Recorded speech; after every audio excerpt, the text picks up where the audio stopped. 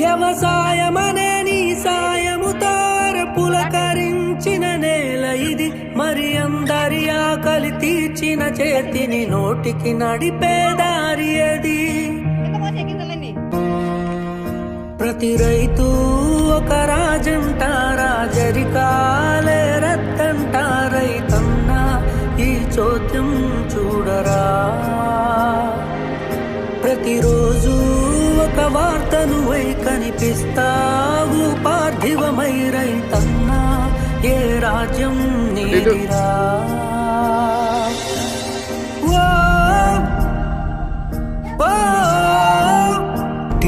ఆస్తిగా చినుకొని అతిథిగా పశువుని పరువుగా తలిచితివి. ప్రతి పసిరిక పురుడుకి పండగల నీ ఇంటిని గడపని అలికితివి.